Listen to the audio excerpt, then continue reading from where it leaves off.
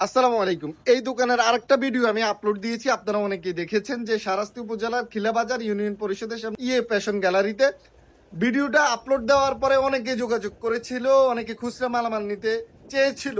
একজন ভাই পুরো দোকানটা নেওয়ার জন্য ইচ্ছুক ছিল, উনি অ্যাডভান্সও করেছিল। গত পরশু উনি টাকা না মিলাতে পেরে উনি সরি বলেছে। এখন আমি এজন্য আজকে আবার ভিডিওতে আসা।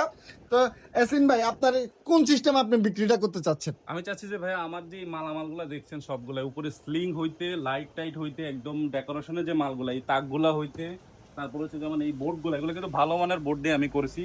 এগুলাতে আমার প্রায় অনেক টাকা কস্ট হয়। এখন তো ভাই যে দামে মানুষে খরচ করে ওই দাম তো উঠাইতে পারেন আপনি না, কি? ওই কারণে আসলে আমার টাকার খুব প্রয়োজন। আমার আবার বাইরে চলে যাব এই সামনের মাসে আমার ফ্লাইট। এখন আমি চাইতেছি সবকিছু একসাথে বিক্রি করতে পারলে আমার জন্য প্লাস পয়েন্ট।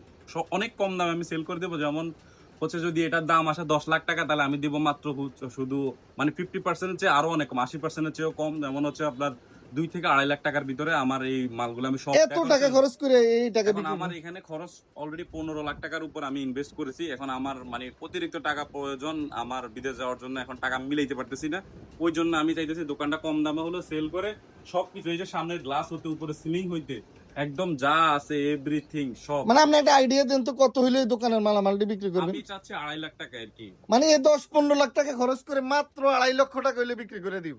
ভাই এ 10 থেকে 15 লক্ষ টাকা খরচ করেছে, আপনারা আসলেই দেখবেন। তো আপনাদের পরিচিত কেউ যদি থেকে থাকে, নতুন দোকান দেওয়ার প্ল্যান থাকে, অবশ্যই যোগাযোগ করবেন স্ক্রিনে দেওয়া নাম্বারে। শারাস্তি উপজেলার খিলাবাজার, যেটা ইউনিয়ন পরিষদের সামনে ফ্যাশন গ্যালারিতে, এই ইয়াসিন ভাইয়ের সাথে।